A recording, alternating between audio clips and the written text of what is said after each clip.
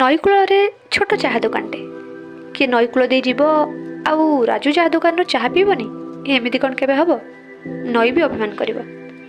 ପାଖରେ ଥିବା ଗଛ, ନଈରେ ଥିବା ପାଣି, ଏମିତିକି ନଈରେ ଭାସୁଥିବା କାଠିକୁଟା ସମସ୍ତେ ଚିହ୍ନନ୍ତି ରାଜୁକୁ। ତାର ନଈକୂଳରେ ଛୋଟ ଚାହା ଦୋକାନଟେ। ପ୍ରତ୍ୟେକ ଦିନ ନଈବନ୍ଧ ଦେଇ ଯାଉଥିବା ବେପାରୀମାନେ ଆସନ୍ତି ତା ଚାହା ଦୋକାନକୁ ଚାହା ପିଇବା ପାଇଁ। ସେଦିନ ସରକାରୀ ବାବୁମାନେ ଆସିଥିଲେ, ମାପଚୁପ୍ କରିଗଲେ। ସେଠି କୁଆଡ଼େ ପାର୍କ ହେବ। ରାଜୁକୁ ତାଗିଦ ବି କରିଦେଇଗଲେ, ଦୋକାନ ଅନ୍ୟତ୍ର ଉଠାଇ ନେବା ପାଇଁ କହିଲେ। ଯଦି ସେ ଦୋକାନକୁ ଅନ୍ୟତ୍ର ଉଠାଇ ନ ନିଏ ତାହେଲେ ତା ଦୋକାନକୁ ବୁଲଡୋଜର ଚଢ଼େଇ ଭାଙ୍ଗି ଦିଆଯିବ। ଭାଙ୍ଗି ପଡ଼ିଲା ରାଜୁ। ବୁଝେଇଲେ, ଆରେ ତୁ ବ୍ୟସ୍ତ କାହିଁ ହେଉଛୁ? ତୋ ଚାହା ଦୋକାନକୁ ସମସ୍ତେ ଚିହ୍ନନ୍ତି, ଜାଣନ୍ତି। ଚାହା ଦୋକାନ ଦେବୁ, ସମସ୍ତେ ଯିବେ ଚାହା ପିଇବା ପାଇଁ। ତୁ ବ୍ୟସ୍ତ କାହିଁ ହେଉଛୁ? କେମିତି ବ୍ୟସ୍ତ ହେବନି?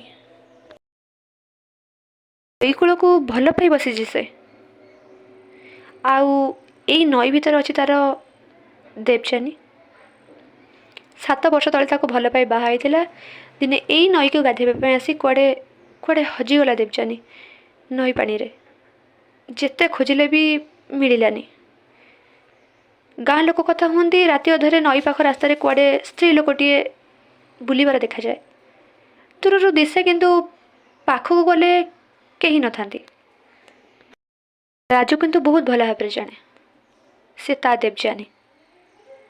ସେଇ ଦିନଠୁ ରାଜୁ ଚା ଦୋକାନଟେ ଦେଇ ସେଇ ନଈକୂଳ ଛାଡ଼ିନି। କିନ୍ତୁ ଆଜି ଯେତେବେଳେ ସରକାରୀ ବାବୁମାନେ ତାକୁ ତାଗିଦ କରି ଦେଇଗଲେ, ଦୁଃଖରେ ଭାଙ୍ଗି ପଡ଼ିଥିଲା ରାଜୁ।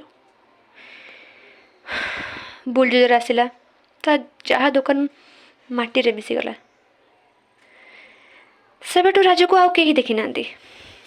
ଗାଁ ଲୋକ କୁହନ୍ତି, ନଈକୂଳରେ ଆଗରୁ ଯେଉଁଠି ସ୍ତ୍ରୀ ଲୋକଟେ ଦେଖାଯାଉଥିଲା, ଏବେ ତା ସହ ଜଣେ ପୁରୁଷ ଲୋକ ଦେଖିବାକୁ ମିଳୁଛି।